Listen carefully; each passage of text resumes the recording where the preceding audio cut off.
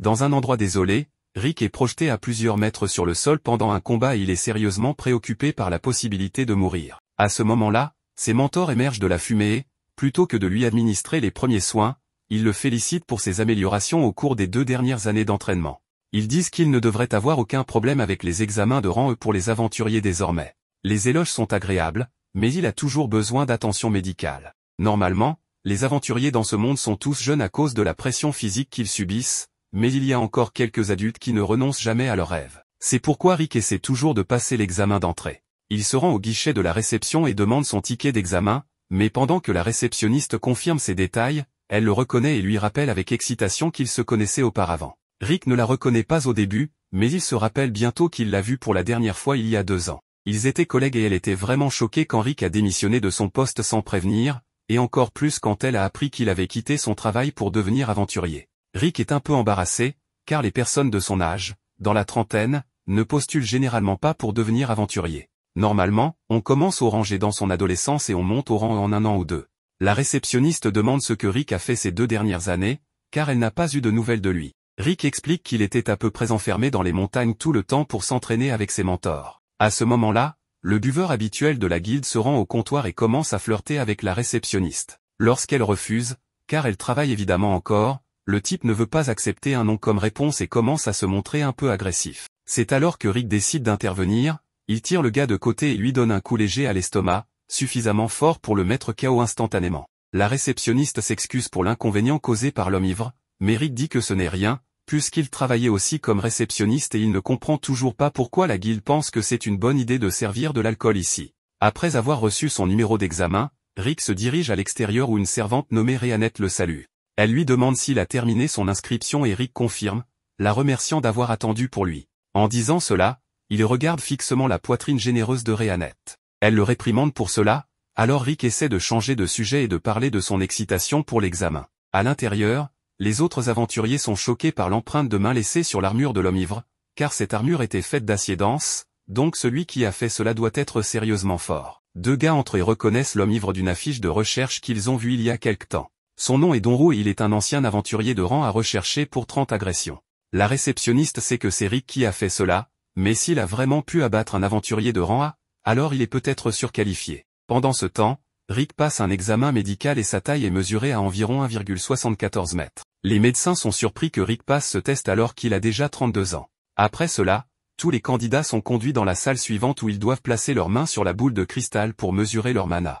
La boule s'illuminera en fonction du niveau de mana d'une personne. Les autres touchent la boule et obtiennent des résultats variés, le plus élevé étant un C, mais quand c'est au tour de Rick, la boule s'illumine à peine. L'examinateur donne à Rick un F pour son test de mana. Les autres candidats commencent à se moquer de Rick pour son faible score en mana lorsqu'il quitte la salle, mais une fois que l'examinateur appelle le prochain candidat, la boule éclate spontanément. Le test suivant mesure les capacités offensives des candidats, et ils sont invités à frapper la tige verte aussi fort qu'ils peuvent. C'est un sac de slim spécial qui peut absorber beaucoup d'impact, donc ils n'ont pas à s'inquiéter de l'endommager. Rick se souvient de s'être entraîné avec le sac de slim une fois et à l'époque, l'un de ses mentors lui avait dit qu'il devait être capable de détruire un sac de slim doré avec seulement ses poings. Rick ne pensait pas que c'était possible puisque le sac de slim doré est aussi dur qu'un croc de dragon, mais son mentor lui a dit que c'était le minimum à faire s'il voulait devenir aventurier. Et puisque son mentor pouvait détruire un sac de slim doré sans effort avec un seul coup de poing, Rick est devenu motivé à s'entraîner jusqu'à le briser, même s'il devait le frapper 50 000 fois par jour. Il détestait cet entraînement,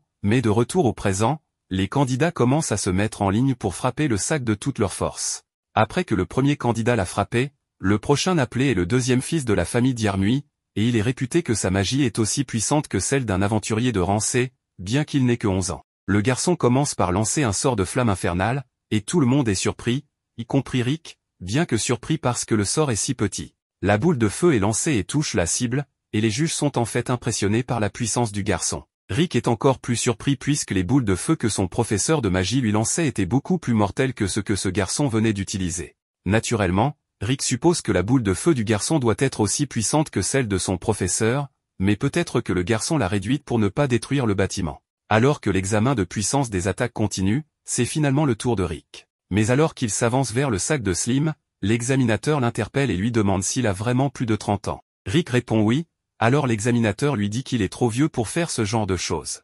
L'entraînement ne donne généralement pas beaucoup de résultats à moins qu'il ne soit commencé très tôt dans la vie, et avec le mauvais score de Rick à l'examen de mana, il devrait abandonner avant de se ridiculiser. Rick sait que les gens le jugent pour être trop vieux, et il a vraiment envie d'abandonner, mais il a travaillé trop dur pour arriver à ce point, frappant des sacs de slim jusqu'à ce que ses jointures soient rouges de sang, et il a continué à frapper. Toute cette douleur doit compter pour quelque chose, alors même s'il est désavantagé par son âge, il va donner tout ce qu'il a dans le bide. Rick enroule son poing et lorsqu'il frappe le sac, il éclate partout et traverse le mur, laissant tout le monde choqué, y compris Rick, car il ne s'attendait pas à ce que le sac soit si faible. Le garçon ne peut pas croire ce qu'il vient de voir et il est frustré par le succès de Rick puisque c'était censé être sa scène pour briller. Mais il peut accepter de perdre contre Rick pour le moment, car sa spécialité est vraiment la magie défensive, alors il s'assurera de surpasser Rick au prochain test. Cependant, lorsque le test suivant commence, le garçon reste sans voix en voyant que Rick a encaissé un sort de nature de 4e ordre sans problème. L'examinateur complimente Rick pour être assez compétent pour bloquer ses attaques et Rick apprécie cela plus qu'il fait de son mieux. L'instructeur ne pense pas que Rick donne vraiment tout ce qu'il a, car il n'utilise qu'un sort de premier ordre pour se défendre jusqu'à présent. Il conseille donc à Rick d'utiliser un niveau supérieur de magie défensive à partir de maintenant. Cependant, Rick l'informe qu'il ne sait en fait utiliser que des sorts de premier ordre, donc il fait vraiment de son mieux. L'examinateur ne peut pas croire que Rick ne peut utiliser que des sorts de premier ordre, car il a un contrôle si précis sur son mana. Mais Rick l'assure qu'il n'y aura pas de problème, car d'après ce qu'il a vu jusqu'à présent, ces sorts de premier ordre devraient suffire à gérer tout ce que l'examinateur peut lui lancer. L'examinateur prend cela comme une insulte personnelle, alors il se prépare à utiliser un sort de 5e ordre pour montrer à Rick qu'il ne devrait pas le prendre à la légère. Il lance le sort et déclenche un cyclone de choc, une onde de choc massive résonne à travers le royaume si loin qu'un chevalier de l'autre côté de la ville peut l'entendre. Quelques minutes plus tard, Sylvester arrive au centre d'examen pour comprendre ce qui se passe. On l'informe qu'un aventurier de rang F a réussi à détruire complètement un sac de slim à main nue et à bloquer parfaitement un sort de 5e ordre en utilisant seulement la magie de défense de base. Sylvester pense qu'on lui fait une farce, mais la personne est sérieuse à propos de tout ce qu'elle vient de lui dire. Actuellement, Rick est occupé à passer la partie écrite de l'examen et il semble confiant dans ses connaissances pour celle-ci. Après la fin de l'examen, Rick prend une pause avec Rhianette, qui lui demande comment s'est passée la partie écrite. Rick répond avec confiance qu'il est sûr d'obtenir 100% à l'épreuve écrite. Après tout, il a passé 14 ans à travailler comme réceptionniste pour la guilde, donc il ne peut pas échouer. Cependant, il n'est toujours pas sûr que ses scores globaux soient suffisants pour réussir l'examen. Rhianette demande à Rick s'il est inquiet pour ses scores aux examens pratiques, mais il pense avoir bien réussi dans toutes les catégories. Toutefois, il a quand même obtenu un F à son examen de mana, donc il ne sait pas comment cela affectera ses chances de réussite. Rhianette assure Rick qu'il devrait être bien après tout l'entraînement qu'il a fait pour préparer cet examen.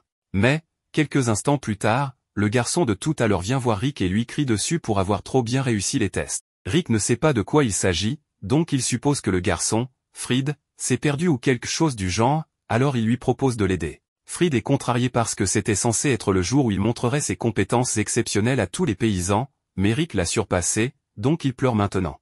Rick essaie de dire à Fried qu'il n'avait pas l'intention de lui voler la vedette, mais la sœur de Fried arrive déjà et, en voyant son petit frère pleurer, commence immédiatement à crier sur Rick. Rick demande si elle est parente de Fried, alors elle se présente comme Angelica Diermui. Fried ne perd pas de temps à dire que cet homme de 40 ans a gâché sa journée. Rick est offensé et dit qu'il n'a que 30 ans, mais Angelica et Fried continuent de l'appeler un homme de 40 ans. Finalement, Angelica jette son gant à Rick pour le défier en duel, et Rick ne réalise pas que c'est un défi, donc il ramasse le gant parce qu'il ne veut pas qu'il soit taché. Malheureusement, selon les coutumes nobles, ramasser ce gant est une déclaration d'intention de se battre, donc Angelica fixe joyeusement un lieu pour commencer le combat. Elle dit qu'elle prendra grand plaisir à punir Rick pour le crime d'avoir fait pleurer son frère, mais s'ils doivent le faire, ils doivent suivre les règles. Les duels dans le royaume de Philim permettent au vainqueur de fixer une pénalité pour le perdant s'il gagne. Elle fixe une pénalité disant que le perdant devra servir le vainqueur pour le reste de sa vie. Angelica est apparemment un chevalier royal de seconde classe, mais Rick ne sait pas à quel point un chevalier de seconde classe est censé être fort,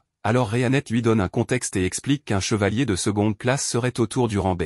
Rick commence à paniquer parce qu'il sait que les aventuriers de rang B sont capables de vaincre de grands monstres seuls, mais Rhianette ne pense pas que ce soit un gros problème et demande à Rick de se retenir pour ne pas finir par la tuer. Rick ne peut pas imaginer se retenir contre quelqu'un de rang B alors qu'il est encore de rang F, car il n'a toujours pas de contexte pour savoir à quel point il est vraiment fort. Rhianette lui dit donc de simplement avoir foi en tout l'entraînement qu'il a fait pendant les 2 dernières années. Tout à coup, tous les moments d'entraînement traumatisants qu'il a dû traverser lui reviennent en mémoire, donc il finit par vomir. Rick maudit Rhianette de l'avoir fait revivre une telle torture, mais elle lui rappelle que s'il a pu survivre à tout ça, il ne devrait pas avoir de problème à affronter Angelica. Après tout, il est membre de la plus forte équipe du continent, donc il devrait avoir un peu plus de foi en lui-même. Rick réalise qu'elle a raison, donc il se lève pour affronter Angelica sans peur. Il n'est toujours pas sûr de la façon dont son niveau actuel de force va tenir face à un chevalier de seconde classe, mais il est trop tard pour s'en inquiéter maintenant. Angelica est convaincue qu'elle est beaucoup plus forte que Rick, alors elle promet de se retenir pour qu'il ne meure pas et commence à charger son attaque.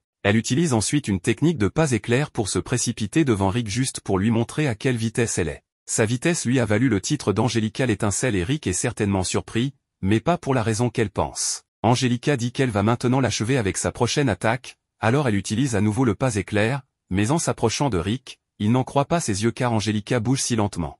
Les échelles de puissance devaient être très exagérées si elle pensait qu'elle méritait le titre d'Angelica l'étincelle car elle bouge plus lentement que sa vitesse de course normale. Rick esquive facilement son coup et Angelica n'en revient pas car il devrait être impossible pour un aventurier de rang F de suivre sa vitesse. En fait, seuls les premiers chevaliers de classe ont déjà réussi à réagir à sa vitesse, donc elle rationalise en disant que Rick a juste eu de la chance, mais elle ne laissera pas cela se reproduire. Elle utilise à nouveau le pas éclair, mais aux yeux de Rick, elle bouge toujours très lentement, alors il se demande comment elle a pu atteindre le rang B comme ça. Il commence à réaliser qu'il pourrait en fait être assez fort, mais juste au moment où il se prépare à esquiver l'attaque d'Angelica, elle trébuche sur une pierre et libère brièvement une attaque verticale imprévisible. Rick ne peut prédire aucun des coups, donc il a du mal à esquiver et au moment où Angelica finit par s'arrêter, il ne pense plus pouvoir se dire fort car il était complètement impréparé pour cette attaque. Cependant, Angelica ne l'était pas non plus car elle n'avait rien planifié de tout cela. Elle essaie de garder son calme et dit à Rick qu'elle est impressionnée qu'il ait réussi à esquiver sa dernière attaque parce qu'elle avait totalement prévu cela, mais cela signifie juste qu'elle devra aller encore plus vite pour le submerger. Elle utilise sa technique spéciale qui lui permet de se déplacer 3 fois plus vite que la normale, mais même si elle est 3 fois plus rapide, elle est encore assez lente pour Rick. Cependant, il choisit de ne pas attaquer imprudemment car il ne sait pas quel tour elle pourrait avoir dans sa manche, donc il esquive à la place et Angelica est stupéfaite que Rick puisse toujours la suivre. Elle ne peut utiliser cette technique que 2 fois de plus avant de manquer d'énergie, alors elle donne tout ce qu'elle a pour une dernière attaque désespérée. Cependant, elle trébuche encore une fois, alors Rick essaie de l'intercepter avec un coup de poing et finit par créer un trou dans le sol. Angelica réalise qu'elle serait morte d'un coup comme ça s'il avait frappé, donc elle a peur de Rick et se demande qui il est vraiment. Rick dit juste qu'il est un ancien réceptionniste devenu aventurier. Il est impatient de continuer à se battre avec Angelica, alors il sort du trou pour l'affronter à nouveau, mais Angelica se rend immédiatement pour ne pas finir tuée. Rick ne comprend pas pourquoi elle abandonne, mais sa reddition fait de lui le vainqueur et, selon la pénalité fixée par Angelica, elle doit maintenant le servir pour le reste de sa vie. Angelica avait complètement oublié cette pénalité, donc elle fait la seule chose à laquelle elle peut penser et s'enfuit. Rick ne se soucie pas vraiment du pari, donc il ne la poursuit pas et les résultats de l'examen vont bientôt sortir, alors il doit retourner vérifier s'il a réussi. C'est à ce moment que Rhéanette dit à Rick que le reste de ses mentors viendra vérifier sur lui et Rick commence à paniquer parce que leur présence signifie toujours des ennuis. Selon la légende, vaincre le monstre ultime Kaiser Alsapieto permettrait d'obtenir les archives akashiques qui exaucent tous les souhaits, en gros, leur Dragon Ball. Malheureusement, personne n'a encore réussi, mais l'auteur espère que de futurs aventuriers réussiront là où ils ont échoué. L'un de ses espoirs est Rick, qui a lu la légende dans un livre lorsqu'il était enfant. De retour au présent, la première étape des examens de promotion au rang E est terminée et les résultats sont sur le point d'être annoncés. Ils enverront du mana au ticket d'examen et si leur ticket brille en bleu, ils y réussissent. La deuxième étape commencera demain sous la forme d'une bataille simulée. Après les paroles de l'instructeur, Rick laisse échapper un soupir et fixe intensément sa carte. À côté de lui, Rhéanette le rassure en lui disant qu'il réussira. Rick sourit en gratitude pour ses paroles gentilles. Cependant, les mots de Rhéanette envoient un frisson dans son dos. S'il ne réussit pas, ils le formeront 3 fois plus dur. Peu après, la carte de Rick clignote pendant que les résultats se chargent. Avec une respiration retenue, Rick attend nerveusement que ça se termine. Heureusement, cela se termine bientôt et la carte brille en bleu. Rick la montre joyeusement à Rhéanette qui le félicite. Avec sa nervosité disparue, il quitte la salle mais une odeur nauséabonde assaille soudainement le nez de Rick. Un blond s'approche d'eux et commence à flirter avec Rhéanette. Il se présente comme le fils aîné de la maison du duc d'Yarmui. Son introduction longue et ennuyeuse agace Rick qui décide de simplement l'appeler Norty. Il essaie de se présenter à Raster mais celui-ci le rejette, préférant se concentrer sur son flirt avec Rhéanette. Ses phrases de drague sont si ringardes et minables qu'il doit les avoir apprises sur Reddit. Raster attrape même la main de Rhéanette et commence à la caresser. Il lui propose même d'être sa deuxième femme. Rick vient à son secours et se glisse entre eux. Il explique que Rhéanette est sa petite amie et exhorte Raster à reculer. Raster remarque la carte d'examen de Rick et rit. Il commence à le dénigrer pour être un rang F malgré son âge avancé. En fait, Raster se vante d'avoir déjà été rang E à l'âge de 14 ans. Actuellement, il est de rang A et est en fait un examinateur pour la deuxième étape des examens.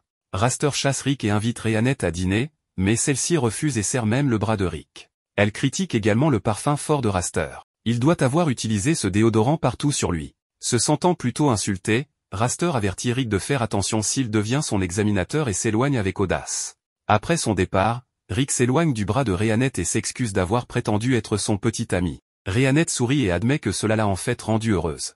Rick l'avait sauvée d'ennui, donc elle lui est très reconnaissante. Plus tard dans la nuit, Raster est à dîner et est toujours énervé en pensant à Rick. Il était tellement en colère qu'il a claqué son verre sur la table, le cassant. Ses frères et sœurs arrivent ensuite et s'accrochent instantanément à ses jambes en pleurant. Il s'agissait de Fried et Angelica. Il commence à raconter à Raster comment un homme d'âge moyen les a intimidés. Raster est stupéfait que quelqu'un ait fait pleurer ses adorables frères et sœurs. Cependant, la description lui fait immédiatement penser à l'homme qu'il a rencontré plus tôt, Rick. Après avoir demandé plus de détails à ses frères et sœurs concernant l'identité de l'homme, il sourit méchamment. Le lendemain, Rick est très nerveux à propos de son examen. Si Raster devait être son examinateur, il le rendrait sûrement plus difficile que nécessaire. Heureusement, une autre personne s'approche bientôt d'eux et se présente, il s'agit de Lynx Loroth, celui en charge du deuxième examen de Rick. Rick se réjouit car ce n'est pas Raster, mais Lynx est en réalité un fan de Rick. Lynx est tellement impressionné par la détermination de Rick à devenir aventurier malgré ses 32 ans. En tant qu'homme d'âge moyen lui-même, il est motivé en regardant Rick. Il partage même comment il est devenu aventurier à 24 ans. En fait, Lynx espère encore atteindre le rang A malgré ses 40 ans passés. Cela lui a pris 20 ans pour atteindre le rang B, mais il n'a pas abandonné. Les deux vieux reconnaissent la passion de l'autre et se serrent la main. À leur insu, une autre personne les observe depuis le couloir en souriant méchamment. Plus tard, Lynx se dirige vers sa salle de classe quand quelqu'un l'appelle. C'était Raster. Raster l'appelle troisième choix et sourit diaboliquement. Pendant ce temps, Rick est dans la salle d'attente avec les autres candidats. Il est si heureux qu'il fredonne pour lui-même. Malheureusement, sa tranquillité est brisée lorsqu'un membre du personnel entre et annonce que l'examinateur Lynx Loroth est soudainement tombé malade. Ainsi, tous ses examens seront gérés par Raster Diarmui. Rick est tellement surpris qu'il crache sa boisson. Rhianette devine que, puisque Raster est un Diarmui, il est probablement aussi lié à Fried et Angelica avec qui ils ont eu un conflit hier. Rick entend même les autres candidats bavarder à propos de leur nouvel instructeur. Raster est devenu de rang A à 17 ans et est surnommé l'homme aux 1000 sorts. Mais, de manière infâme, il est aussi connu sous un autre nom, le broyeur de rang F. Il est un instructeur qui prend un plaisir particulier à tourmenter les participants qui attirent son attention. Rick a de plus en plus l'air malade en entendant ces rumeurs. Dans l'arène, un Raster agacé pratique déjà ses sorts. Il utilise la magie de la quatrième nature pour envoyer des blocs de glace, remplissant tout le champ de débris de l'impact. Derrière lui, un vieil homme en costume l'appelle, c'était un de ses gardes d'élite. Pendant ce temps, Rick continue de faire les 100 pas frénétiquement dans le couloir, se demandant ce qu'il va faire car il est certain que le rang à Raster ne le laissera pas passer l'examen. Il dit à Rhianette qu'il est tellement effrayé qu'il veut s'enfuir et rentrer chez lui. Mais s'il le fait, son maître triplera son entraînement et cela le mènera à une toute autre expérience de l'enfer. Rhianette dit à cet enfant immature de ne pas se laisser ébranler par ce que les autres disent de lui et de se concentrer plutôt sur le côté positif. Elle pense que les critiques des gens peuvent aussi être utilisées pour gagner en confiance. Elle-même croit en les capacités de son ami et reconnaît sa force même si Rick lui-même a abandonné. Rhianette met sa confiance en lui et est certaine qu'il réussira l'examen. En jugeant par les combats qu'il a déjà menés, elle l'assure qu'il vaincra Raster, le gars au mauvais parfum. Rhianette révèle que depuis le jour où Rick a choisi de devenir aventurier et de quitter son travail de réceptionniste de guilde, elle a toujours cru en lui. Elle a placé sa confiance en lui et croyait qu'il réussirait à atteindre son objectif. Alors, Rhianette se lève et dit à Rick de croire en elle, car de cette manière, il pourra croire en lui-même. Le discours motivant de Rhianette redonne confiance à Rick, alors il la remercie d'avoir toujours été là pour le soutenir. Sortant de nulle part, un jeune garçon en cape mystérieuse apparaît devant Rick et exige l'attention de Rick et Rhianette. Il leur demande si l'un d'entre eux participe à l'examen en cours. Fier, Rick annonce qu'il est le candidat. Le garçon en cape lui demande s'il rencontre des difficultés à cause de son âge avancé. Avant que Rick ne puisse répondre, le garçon se proclame voyant et propose de prédire l'avenir de Rick. Rick trouve cela sceptique, alors le garçon promet que rien de suspect ne se passe et offre de lui dire sa première prédiction gratuitement. Puisque la première prédiction est gratuite, Rick décide d'essayer même s'il ne croit pas en ce genre de choses. Le garçon lui dit de s'asseoir pour la session de voyance. Sans se méfier, Rick prend place, mais dès qu'il s'assoit, un cercle magique apparaît et le téléporte loin. Avec Rick parti, le garçon en cape se révèle être Fried, l'enfant agaçant de la même famille noble, et commence à rire de la situation. Rhéanette ne prend pas ce genre de farce à la légère et détruit les environs en un instant, indiquant clairement au garçon qu'il n'aurait pas dû les embêter. Elle le saisit par le col et exige de savoir où est Rick. Effrayé pour sa vie, Fried révèle à Rhéanette qu'il n'a envoyé Rick qu'à 100 mètres d'ici. En effet, Rick se retrouve près de la rivière derrière le lieu de l'examen. Le majordome de la famille Diarmuid arrive alors avec des voyous et s'excuse auprès de Rick, lui disant que ce qui va se passer n'est rien de personnel, juste des affaires. Rick pense que ces brutes l'ont pris pour quelqu'un d'autre, mais le majordome lui assure que ce n'est pas le cas et explique que les voyous à ses côtés sont les gardes de la famille Diarmuid. Rick réalise que ces 3 gamins de la famille Diarmuid ont envoyé le majordome et les gardes parce qu'ils ne voulaient pas participer aux examens. Complètement en infériorité numérique, Rick abandonne mentalement et physiquement, mais à ce moment-là, les 3 membres seniors de son groupe arrivent et demandent à Rick pourquoi il est ici au lieu de participer aux examens. Terrifié par ses propres coéquipiers, Rick ment en disant qu'il s'entraînait avec ses gars avant de passer l'examen réel. En entendant cela, le grand orc Bron décide de se joindre à eux. Les gardes de Diarmuid ne comprennent pas ce qui se passe, alors ils attaquent Bron, mais leurs armes se brisent en le touchant. Bron, ne sachant pas que ces voyous cherchent à blesser Rick, les laisse partir facilement. Mais contrairement à l'orc stupide, le second membre du groupe, Misette, comprend instantanément la situation et punit les gardes de Diarmuid en utilisant sa propre magie imbriquée de mitrailleuse. Avec la plupart des gardes mis hors d'état de nuire, l'un d'entre eux prend désespérément Aliceret, la 3e membre de l'équipe de Rick, en otage. Bronstone conseille aux voyous de lâcher la petite fille en disant qu'elle est la plus dangereuse de tous, pour éviter qu'elle ne les tue tous accidentellement. Rick leur dit que c'est perdant avec leur couteau et c'est juste de jouer avec elle, mais les voyous ne sont pas d'accord et agrippent le col d'Aliceret, la blessant. Elle décide alors de leur donner une leçon et libère une magie de 7e niveau. Apparemment, cette fillette de 10 ans est la mage la plus puissante de sa génération et, en raison de sa destructivité, elle est connue sous le nom de l'enfant démon de la ruine. Le majordome des Diarmuid reconnaît Misette comme le prodige minin mi-elfe de 50 ans, malgré son apparence. Il est si intellectuellement génial qu'il peut inventer des technologies de centaines à des milliers d'années dans le futur. Le majordome reconnaît également l'orc nommé Bronstone Ashork, qui possède non seulement une force surnaturelle mais aussi une grande intelligence. En plus, il a maîtrisé toutes sortes de sorts de soutien. Misette, Bronstone et Aliceret sont tous les 3 des aventuriers de rang et font partie de la même équipe d'aventuriers, le Point d'Orichalque. Naturellement, le vieux majordome mouille son pantalon et se rend, décidant de prendre sa retraite et de vivre le reste de sa vie en paix après avoir rencontré de telles légendes en personne. Malgré ses actes émotionnels, Aliceret apprend une leçon au majordome et à ses sbires et les envoie voler. Avec l'affaire réglée, Rick retourne à la salle d'examen et trouve Rhéanette tenant toujours Fried par le col. Voyant que Rick va bien, Rhéanette jette Fried contre le mur pour s'en débarrasser. Lynx, qui est gravement battu, s'approche de Rick et lui révèle que Raster Diarmuid l'a battu pour prendre en charge l'examen de Rick. Voyant un homme aussi bon dans un état si misérable, Rick décide de le venger et lui promet de faire payer Raster. Avec une détermination totale, il se dirige vers le champ de bataille où Raster s'amuse à tourmenter les aventuriers de rang F et avec un visage bien serré nous pouvons déjà imaginer ce qui va arriver à Raster vu les précédents exploits de Rick. Pendant que Raster s'amusait à tourmenter les pauvres stagiaires dans la cour, l'un des hommes assis sur les bancs au-dessus regardait en riant la scène. Cet homme s'avéra être Adolphe, mais heureusement pas originaire d'Allemagne. Il possédait une capacité unique, observer le statut hors d'une personne pour déterminer quelle était leur capacité. Il semblait apprécier le spectacle alors qu'il scrutait chaque participant qui se présentait devant Raster, évaluant leur ensemble de compétences pour deviner à quel point il serait battu par Raster. Un autre stagiaire arrive, qui semble avoir des statistiques assez moyennes, et il est immédiatement anéanti par la magie éclair de Raster pendant qu'Adolphe se tord de rire. Il décide ensuite de vérifier les statistiques de Raster également, et comme prévu, Raster possède une quantité incroyable de magie en lui, ce qui est typique d'un aventurier de rang élevé. Même regarder Raster pendant 1 minute lui fait mal aux yeux, tant ses statistiques puissantes mettent une pression sur ses yeux. Soudain, il remarque Rick prêt à affronter Raster, mais Adolphe ne pense même pas beaucoup à lui, se demandant pourquoi un homme aussi âgé essaie même de devenir aventurier à son âge. Il décide quand même de vérifier ses statistiques, et à sa grande surprise et horreur, il découvre que Rick a les statistiques maximales dans toutes les catégories, à l'exception de la magie.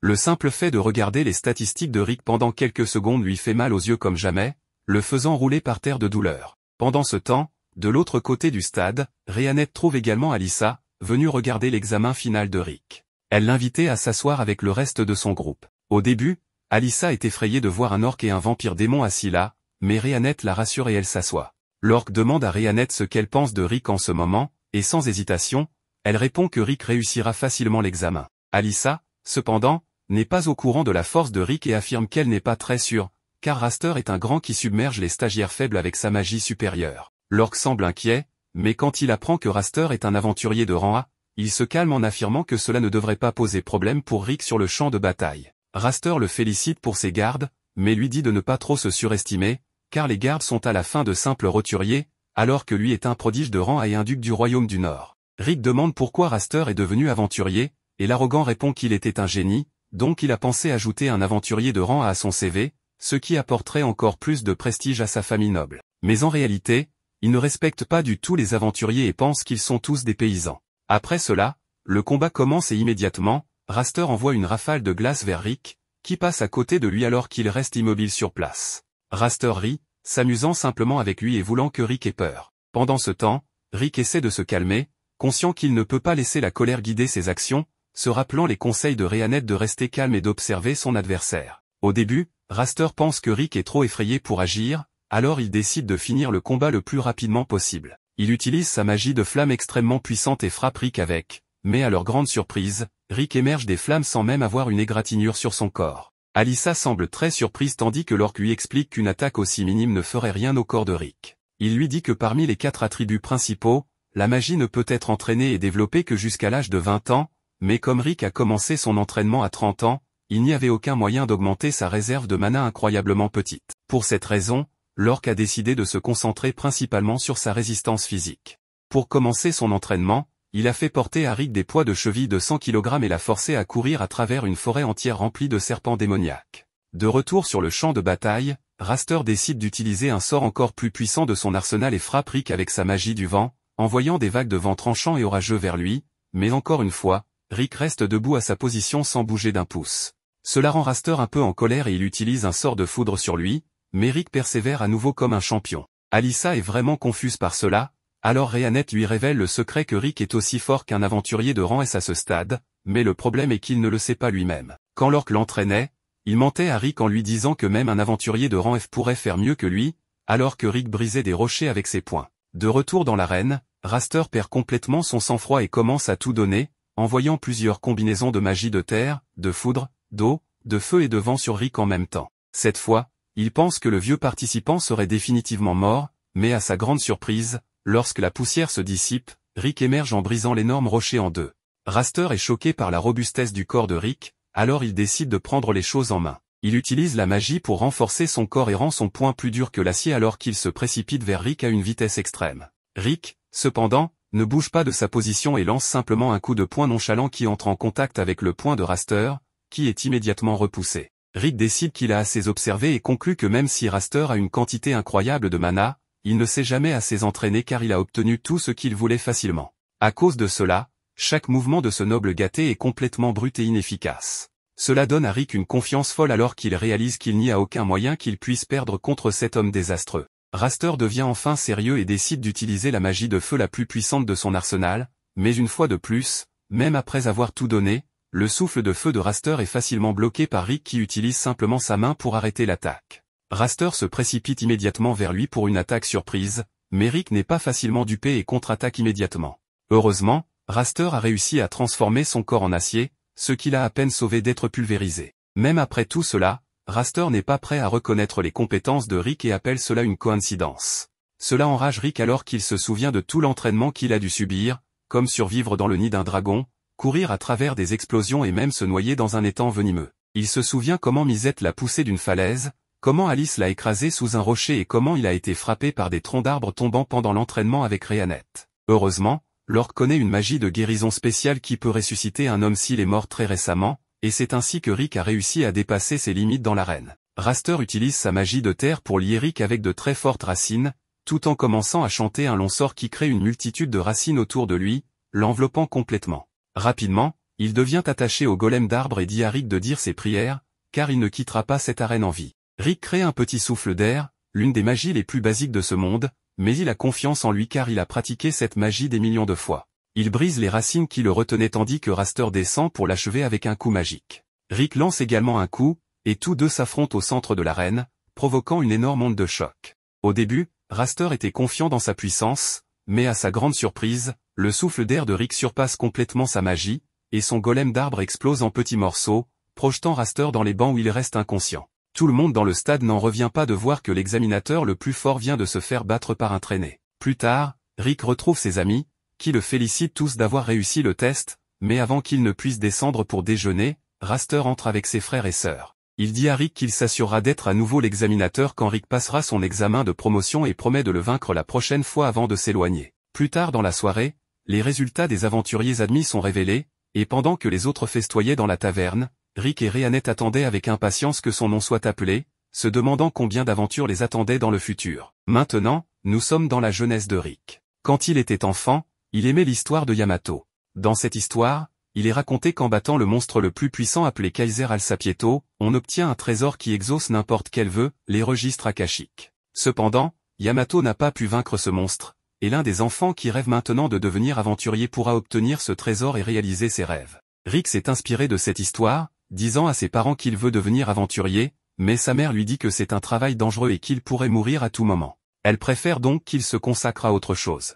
Son père lui demande d'arrêter de croire en ses contes de fées et, au lieu de cela, de chercher un emploi stable. Quand Rick va à l'école, un des professeurs le félicite car, après l'avoir examiné, ils ont découvert qu'il possède un marqueur de compétences inné. Il lui dit qu'il est assez rare de trouver des personnes avec des marqueurs, bien qu'il ne sache pas quelle est sa compétence, mais ce n'est pas quelque chose qui se manifeste par l'entraînement. Il doit donc lui donner du temps. Rick est super heureux de cette nouvelle car c'est quelque chose que Yamato avait aussi, voulant dire fièrement à ses parents le jour où cette compétence se manifestera, sans renoncer à devenir aventurier. À partir de là, les jours de Rick passent, mais sa compétence innée ne se manifeste pas. Il a aussi des tentatives échouées de créer de la magie. Tout à coup, ces jours se sont transformés en semaines, puis en mois, et même en années, arrivant au moment où Rick annonce à ses parents qu'il a trouvé un travail comme réceptionniste dans une guilde appelée Tiger Rod, ce qui les a rendus très heureux. Cependant, le temps continuait de passer, et Rick ne semblait pas très enthousiaste en voyant les aventuriers passer devant ses yeux. Alyssa a rejoint le travail plus tard,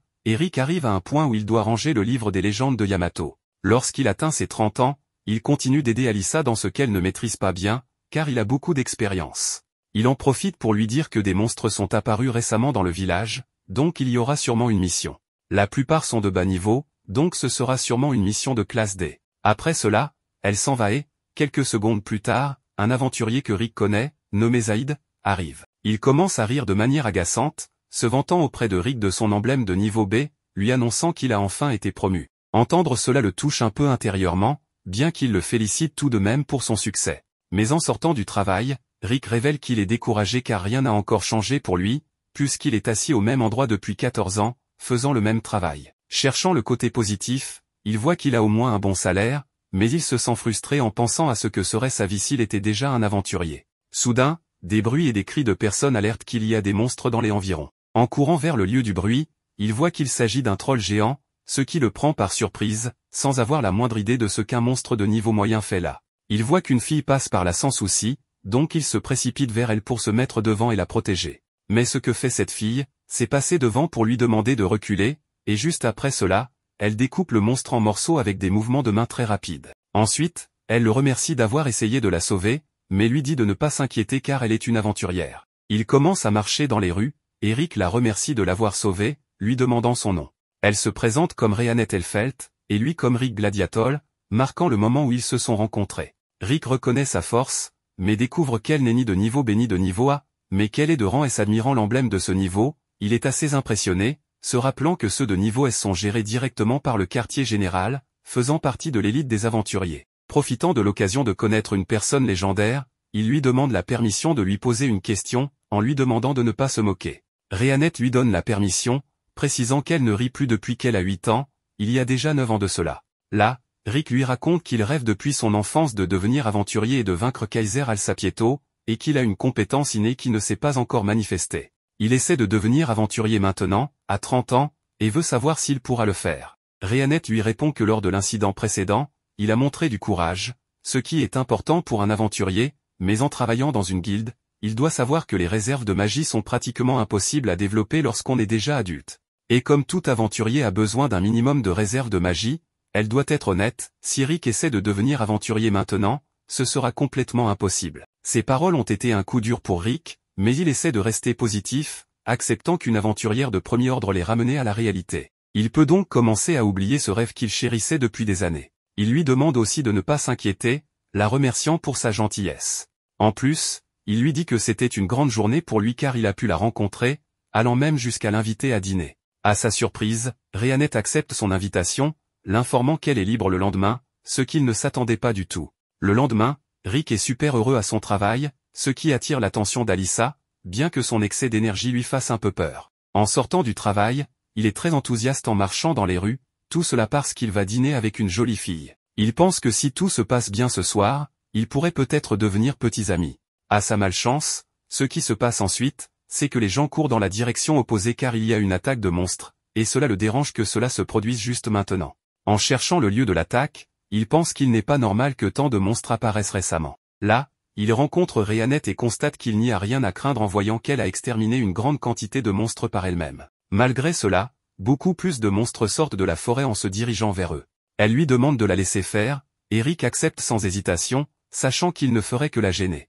Il s'éloigne donc pour lui laisser de la place. La première chose qu'elle fait est de s'annoncer comme la princesse des lames, Rhéanette Elfelt, puis elle commence la bataille. Juste après, elle sort des aiguilles et les utilise pour faire des coupures de grande envergure, déchiquetant facilement les ennemis. Rick reste stupéfait en voyant comment une aventurière de rang S combat, trouvant cela plus qu'impressionnant. Une fois qu'elle a éliminé un certain nombre de monstres, elle reste immobile en regardant l'horizon pendant plusieurs secondes, et soudainement, elle commence à se rappeler quelque chose de terrible de son passé qui l'affecte énormément. Quand Rick s'approche, Rhéanette lui dit qu'elle sent une énergie magique familière, bien qu'elle ne lui révèle pas de quoi il s'agit, car un autre monstre les attaque. Heureusement, Zaïd arrive juste à temps pour les protéger, accompagné de plusieurs autres aventuriers. Zaïd explique à Rick que la guilde a publié une mission urgente et qu'ils vont s'en charger à partir de maintenant.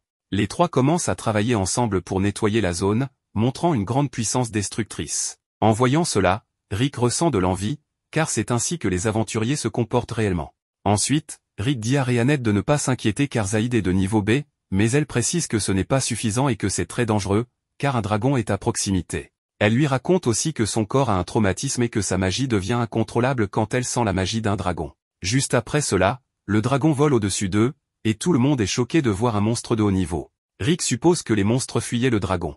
Le dragon atterrit, créant une forte rafale de vent par la force et le poids qu'il impose. Zaïd mentionne que selon les règles de base, si quelqu'un de niveau inférieur rencontre un dragon, le mieux est de fuir. Un des aventuriers attaque le dragon par panique, mais cela n'a aucun effet et provoque le dragon, qui lance une attaque qui les fait reculer. N'ayant pas d'autre choix, tout le monde commence à fuir, mais ils sont arrêtés par une barrière érigée par le dragon, se retrouvant ainsi piégés avec lui. Dans cette situation désespérée, Rick s'approche directement du monstre. Zaïd lui demande ce qu'il fait, car il n'est qu'un simple réceptionniste. Rick répond que si cela continue, tout le monde va mourir, mais s'il se tient devant lui, il pourra au moins mourir comme un aventurier. Conscient qu'ils ne peuvent rien contre ce dragon et que s'il est touché par une de ses griffes, il est un homme mort, Rick pensait qu'abandonner son rêve serait un soulagement, mais il sent son sang bouillir en réalisant qu'il a toujours voulu vivre ainsi, sans laisser la peur le dominer.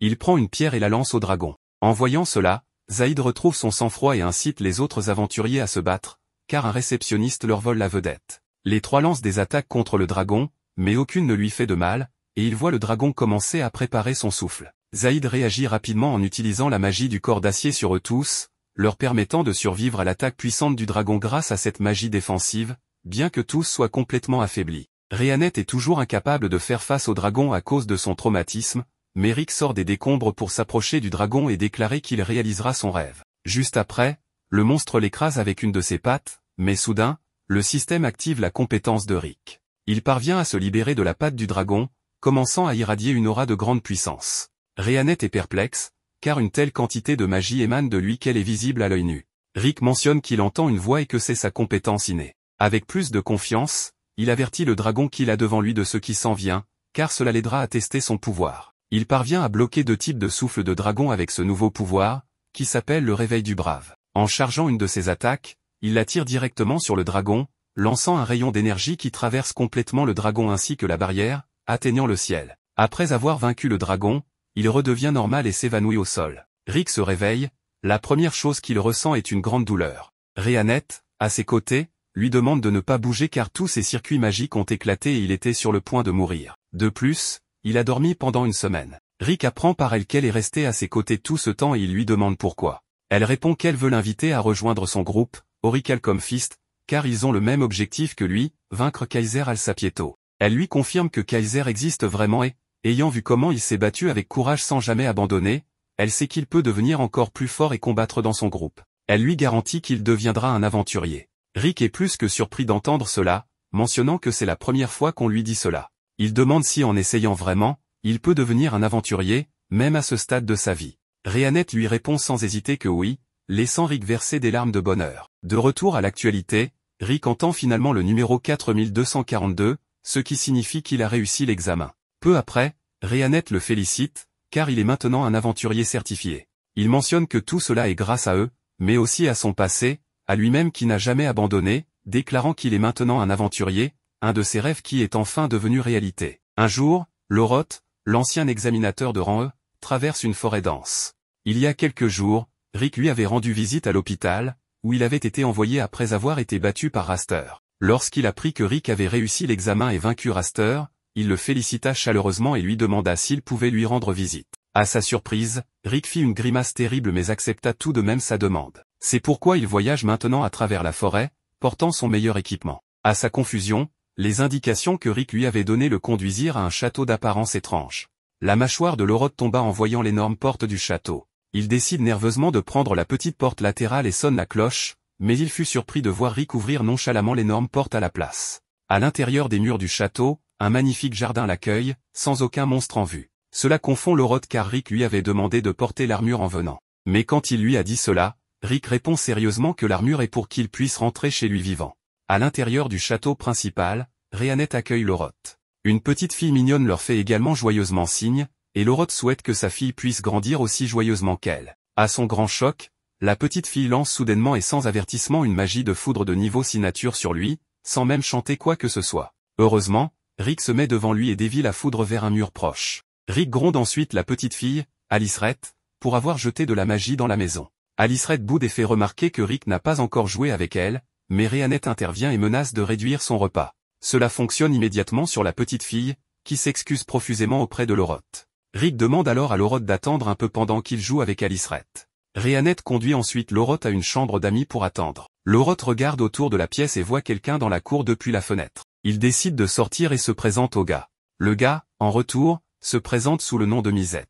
Loroth remarque que Misette est en train de fabriquer quelque chose et quand il lui demande à ce sujet, Misette explique qu'il s'agit d'un prototype d'arme. Quelques secondes plus tard, Loroth teste déjà le prototype, qui est en fait un lance-roquette. En suivant les instructions de Misette, il pointe le lance-roquette vers une cible et appuie sur la gâchette. La roquette tire et Loroth tombe en arrière à cause du recul. Sa mâchoire tombe ensuite lorsqu'il constate que la roquette a littéralement effacé la cible de l'existence.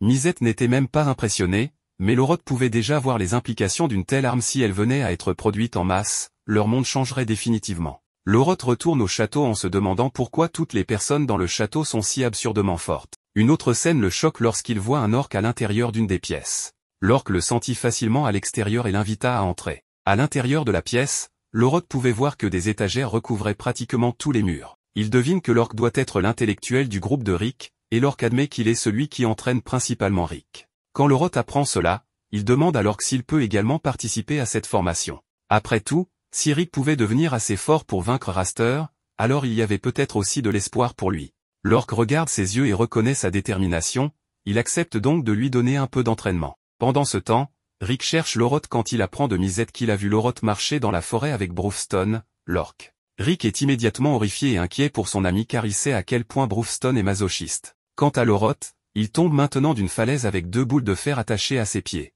Loroth en faisant ses adieux à sa fille en acceptant son sort alors qu'il plonge vers la mort. Heureusement, Loroth atterrit sur quelque chose de mou, mais malheureusement, il atterrit dans une scène étrange, il a atterri dans le ventre d'un sanglier sauvage que Rhéanette avait chassé pour leur dîner. Il remercie Rhéanette de l'avoir sauvé et explique comment Brufston l'a poussé de la falaise plus tôt après avoir mis des poids à ses pieds. Sans Rhéanette, il serait sûrement mort à l'instant. Rhéanette répond alors que c'est vrai parce que Brufston est habituellement celui qui tue Rick. Loroth est de nouveau horrifié, mais Brufston choisit ce moment pour apparaître et traîner le pleurant Loroth, boule d'acier et tout, à nouveau dans la forêt pour continuer leur entraînement. Le soleil allait se coucher quand Loroth fut enfin ramené au château, reconnaissant d'être encore en vie. Rick arrive et le gronde pour avoir cru Brufston, le mettant en garde de ne jamais croire les membres du point d'Orichalque lorsqu'ils disent qu'ils vont y aller doucement avec lui ou qu'ils ne le referont plus jamais. Pendant ce temps, les mêmes membres font remarquer à Rick qu'il avait déjà prédit que cela pourrait arriver, donc c'est sa faute s'il invite encore un ami chez eux. Après cette journée mouvementée, Loroth et Rick partagent une tasse de thé préparée par Rhéanette. Loroth a sûrement eu une journée très fatigante, mais ses yeux n'avaient pas été vus pendant tout l'épisode. Lorod demande alors à Rick comment sa relation avec Rhéanette a évolué, mais Rick nie timidement qu'ils soient en couple. Lorod sourit et encourage Rick à ne jamais abandonner l'espoir et à simplement trouver le bon moment pour développer leur relation. Lorod rejoint ensuite les membres du Point d'Oricalque pour le dîner. Il complimente Rhéanette pour sa cuisine magistrale tandis que les autres membres lui demandent des secondes, de la bière et du vin. Rhéanette se lève pour aller chercher plus de nourriture et Lork chuchote rapidement à Rick de l'aider. C'est un de ces bons moments où il peut marquer beaucoup de points auprès des dames. Après que Rick quitte la salle à manger, Lorod demande aux autres membres d'Oricalque s'ils savent quelque chose sur la compétence innée de Rick. Brewston répond que c'est le genre de compétence qui ne s'active que dans certaines conditions, donc Rick ne pouvait malheureusement pas la démontrer. Mais malgré tout cela, la force de Rick est déjà au niveau S en fait, lorsque sa compétence s'active, il est encore plus fort qu'eux, ce qui étonne et surprend Lorod. Puisque Lorod travaille au centre, Brewston lui demande s'il est au courant des cristaux magiques également connus sous le nom de 6 grands orbes. Lorod prétend en avoir entendu parler dans la légende de Yamato. Après avoir informé Lorod de l'objectif combiné du Point d'Oricalque pour vaincre Kaiser Alsapieto, Brewston poursuit en lui parlant des 6 grands orbes. Ces 6 copies des pierres d'infinité sont apparemment la clé pour ouvrir les portes connectées au royaume appelé l'origine spirale. Ce royaume, plus précisément ce donjon, est censé être situé à la toute fin de ce monde et au tout fond de ce donjon. Le légendaire monstre Kaiser Alsapieto est censé se reposer dans son sommeil. Ces 6 grands orbes ne s'activent que tous les 200 ans et, par commodité, ces 6 grands orbes devraient s'activer à peu près maintenant. Misette affirme que ces orbes émettent une puissante magie et que les personnes qui travaillent à la capitale devraient être au courant de ces choses. Lorod prétend toujours ne rien savoir des cristaux magiques, mais il promet à tous qu'il parlera avec le service de renseignement secret s'ils en savent plus à ce sujet. Mettant cette question de côté, Rick chuchote à Lorod en lui demandant des conseils sur comment impressionner Rhéanette. Il a déjà essayé ce que Lorod lui a dit, mais parce que Rhéanette est parfaite dans tout ce qu'elle fait, elle n'a pas accepté l'aide de Rick et a fait tout son travail toute seule. N'ayant pas réussi à trouver le bon moment, Rick fond en larmes, permettant à Lorod de se moquer de lui. Le lendemain, à la guilde des aventuriers, une femme nommée Ray, qui travaille au ménage, commence à se plaindre en demandant pourquoi elle doit toujours faire les corvées alors qu'elle est désormais une aventurière. Ray prétend être assez puissante pour combattre et pense qu'au lieu de faire ces choses insignifiantes, elle devrait sortir et combattre des monstres dangereux. Elle commence même à utiliser son balai comme une arme pour démontrer ses compétences en escrime et déclare fièrement qu'elle est assez forte pour envoyer tous les monstres voler. Une voix profonde attire soudain l'attention de Ray. Elle se tourne vers la voix et découvre que ce n'est autre que Lork Brewston, son apprenti Rick et Aliceret, venus prendre une quête de la guilde. Brewston choisit une quête pour son groupe, mais le maître de la guilde ne lui permet pas de la prendre car elle a une difficulté de 82 sur 100. Brewston affirme qu'il peut facilement accomplir une quête de cette difficulté, mais le maître de la guilde refuse toujours. Pendant ce temps, Ray avec son balai ne comprend pas quel genre de groupe d'aventuriers bizarres ils ont formé. Ils ont un orc qui parle et qui porte une petite fille sur son épaule, sans parler du grand-père de 40 ans qui les accompagne. Ray ne comprend pas non plus pourquoi le maître de la guilde agit de manière si stressée devant eux et pourquoi il s'incline constamment devant eux. Rick, étant la seule personne raisonnable ici, lit les exigences de la quête et découvre que leur groupe doit compter 4 membres au total, avec au moins 2 membres de rang A. Il y a déjà 2 membres de rang S dans leur groupe, mais il manque le 4e membre. Rick propose alors de recruter un membre temporaire pour la quête. Brewston se tourne vers le maître de la guilde en lui demandant son aide pour recruter le membre temporaire. En un instant, le maître de la guilde se tourne vers Ray et lui dit de les rejoindre, lui demandant si toutes ces vantardises précédentes ne signifiaient rien. Avant que Ray puisse même donner sa réponse, le maître de la guilde prend cela pour un oui et lui souhaite bonne chance. Brewston s'approche de Ray, la faisant se demander si elle doit vraiment faire équipe avec l'orque au visage laid. Sa remarque imprudente surprend le maître de la guilde, qui lui dit de ne pas leur parler de cette façon, lui faisant comprendre qu'ils sont extrêmement dangereux et peuvent lui ôter la vie d'un simple claquement de doigts s'il le souhaite. Cependant, Ray ne croit toujours pas qu'un vieil homme et une simple enfant puissent représenter un quelconque danger. Quoi qu'il en soit, elle rejoint l'équipe, car elle est vraiment impatiente de voir ce qui se trouve dans le monde réel. Rick nous révèle que Lorod leur a déjà dit que l'un des 6 grands orbes est leur véritable objectif dans cette forêt et c'est pourquoi ils ont accepté cette quête pour trouver ce cristal magique. En chemin, Ray, qui est une aventurière de rang F, commence à avoir pitié de Rick en apprenant qu'un vieil homme comme lui est encore de rang E. Quoi qu'il en soit, Aliceret localise le cristal magique et commence à se diriger directement vers lui. De l'autre côté, Misette, qui est seule avec Aliceret au château, tente sa chance avec elle et se fait justement punir par elle, car elle casse son précieux gadget d'espionnage en dizaines de morceaux. L'équipe de Rick localise un wyvern et sa vue effraie Ray. Cela devient encore pire lorsque l'orque frappe le wyvern au visage et l'envoie voler, faisant réaliser à Ray que l'orque est le seul monstre ici. Brewston utilise le cadavre du wyvern mort pour attirer plus de wyverns vers eux et, comme si c'était un jeu d'enfant, lui et Aliceret brûlent toute la horde de wyverns vivantes. Un wyvern rouge, apparemment aussi puissant qu'un dragon, cible Rick et Ray. Selon Ray, un wyvern rouge est dit être si puissant que même les aventuriers de rang A ne peuvent le vaincre, elle pense donc que leur meilleure option sera de s'enfuir puisque tous les deux sont des aventuriers novices. Mais Rick ne part pas, car il est entièrement confiant qu'il est assez fort pour s'occuper seul de ce dragon. Voyant à quel point cet aventurier de rang E est courageux, Ray décide également de rester et de combattre le wyvern aux côtés de son coéquipier. Elle déclare que son idole est la légende Yamato et que, puisque son idole ne laisserait jamais ses camarades derrière, elle ne veut pas non plus le faire. Rick respecte sa décision et lui dit d'agir comme son soutien, mais avant même qu'elle puisse contribuer au combat, Rick abat le wyvern rouge d'un seul coup, faisant sortir ses yeux de sa tête de stupeur. Le lendemain matin, Ray est de nouveau occupé à procrastiner pendant son service de nettoyage. Le maître de la guilde l'approche en lui demandant comment s'est déroulée sa quête avec ces fous furieux. Ray lui dit que, lorsqu'ils ont terminé de subjuguer les wyverns, l'orque a pris les restes pour les cuisiner pour le dîner. Le maître de la guilde déclare que les aventuriers de rang S ont tendance à être fous comme ça et la motive également involontairement à devenir une aventurière de rang S avec cet objectif en tête. Ray part s'entraîner car elle veut grimper dans les rangs et donne le balai au maître de la guilde en lui disant de faire le ménage à sa place. Les membres du point d'Orichalque retournent au château et montrent la fleur rouge, le premier des 6 grands orbes, à Misette, qui a l'idée d'utiliser la fleur rouge pour localiser les 5 autres orbes. Il utilise un sort magique appelé cartographie de la Terre sur la fleur rouge, ce qui crée littéralement une carte holographique montrant que le prochain orbe se trouve dans un endroit appelé Erotopia, un pays célèbre pour leur amour du combat et des sports.